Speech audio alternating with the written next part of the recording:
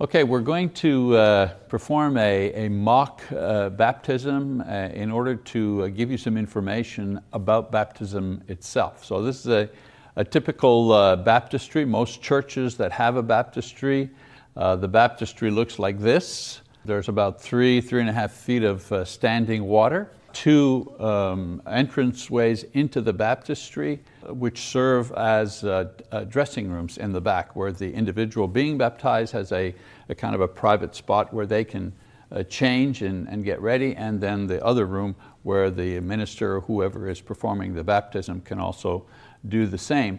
A couple of recommendations: if you're putting in a baptistry or if you already have one, good idea that there's an ongoing filter to continually clean the water, because after all it's just a miniature swimming pool and that water needs to be cleaned continually, and also a heating element to make sure that the water is warm. I always tell the brethren, make sure the baptistry water is clean and warm and ready, so you don't have to spend hours filling up a baptistry and warming the water when somebody decides that they wish to be baptized. You can go immediately to the baptistry and perform that baptistry. A couple of things about our own baptistry here at the Choctaw congregation. We have a built-in microphone pointing into the baptistry itself that is able to pick up the conversation or the words that the individual says when they confess their faith, and if they're doing a prayer or whatever. Individuals who are observing that in the congregation, perhaps sitting in the pews, are able to hear clearly what the individual is saying, what the exchange going on, so on and so forth.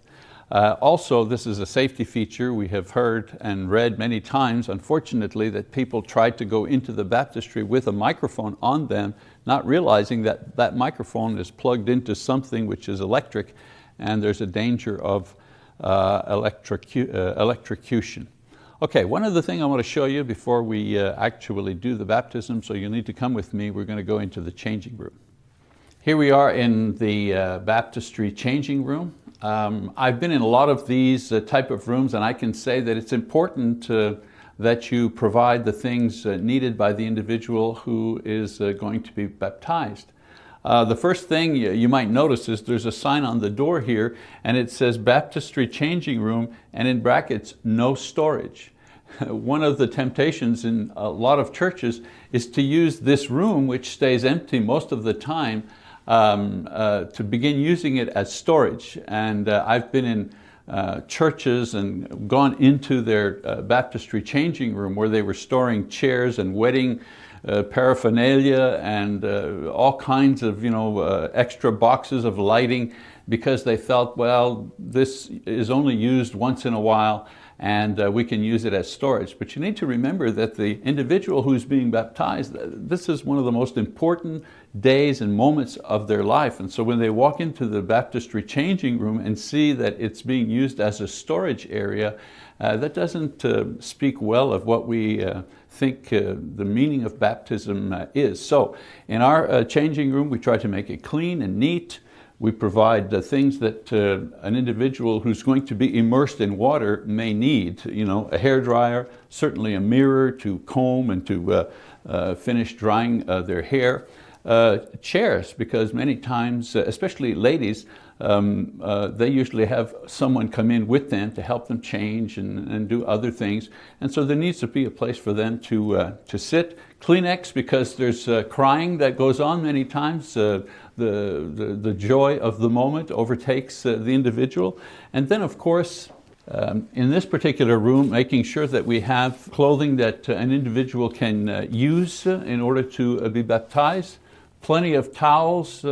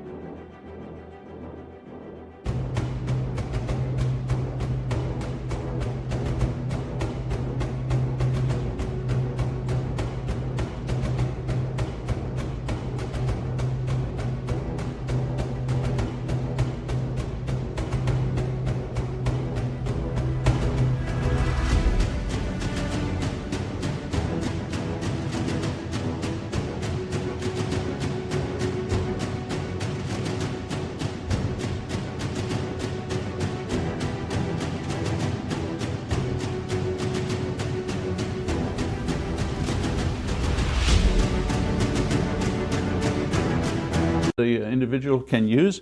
A small thing, but a handy thing, is a hamper in order to put wet towels and wet baptistry clothing into until such time these things can be taken care of. I suggest that there's an additional closet or private changing place. Many times, especially for women, 2 or 3 women come in to help that individual, to support that individual, but maybe that individual would like to have some privacy as she changes into the garments that she will use for the baptistry. So a good thing to remember, make sure the baptistry changing room is clean and it has all the things that the individual might need for that most important moment. Okay, we're going to go on and into the baptistry now to give a demonstration of an immersion. We're in the baptistry with Mike here, of course, has been baptized many years ago, but he's kindly allowed us to do this practice baptism with using him. A couple of things to remember. Of course, if we're talking about baptism, the word baptism means to immerse in water. So if someone is baptized, it means they're immersed in the water. A couple of things to remember when you baptize someone.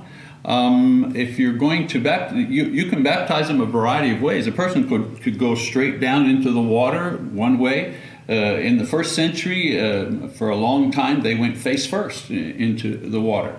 What we do nowadays is actually lean the person back to go, to be buried underwater in order to reenact what is written in Romans chapter 6. That baptism is a burial. So in a burial, we don't think of somebody, kind of stooping down into the grave or going forward into the grave. In a burial, we're thinking of a person being laid to rest in a grave, and that's what we're mimicking in a baptism. So I'm going to ask Mike to turn around this way. And when we baptize someone, there's a variety of ways. Sometimes before people get in the water, we ask them to make their confession of faith. Do you believe that Jesus Christ is the Son of God? And they say, yes, I do. Sometimes we do it while we're in the baptistry. So for now, I'll do it in the baptistry. I'll ask Mike, just work our way through it. Michael, do you believe that Jesus Christ is the Son of God? Yes. Yes, I do. Yes, that's fine. Now, one of the things we do to make sure not to have any injuries, measure how tall the person is, so that when you bring them down, they don't hit their head on the steps or anything. So usually I move them forward to make sure that I have a lot of clearance for them to go backwards. That's one thing. And the second thing is I ask them to kind of hold their nose, because if you go backwards into the water, it'll be normal that the water will rush into your nose. So we tell people to kind of hold their nose so the water doesn't rush in, and then clasp their hand like that. So you have all of their arms and hands. You've got all of them with one arm supporting their back in this way, and your other hand in the front supporting them in the front. And when you're going to pull them back up, they'll help you pull them, back up using both of your hands as you grip with your right hand both of their hand and their wrist. Another thing that I do is I ask the person to bend their knees slightly so that they don't have to go straight back. It puts less pressure on the back. So then make sure you're supporting them with your left hand so that they don't fall, and you go down and up. One thing to remember,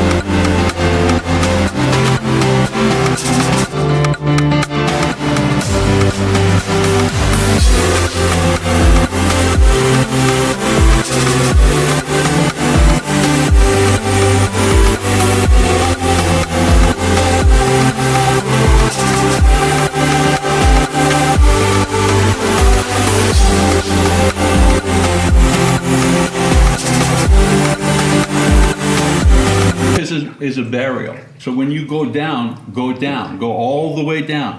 One of the good things about holding them like this is you assure yourself that the person is completely immersed. You don't want them to have their hands, sticking up in the air as they go out. So, but with this way, you're making sure that the entire body is going to be immersed. All right, that's immersion baptism.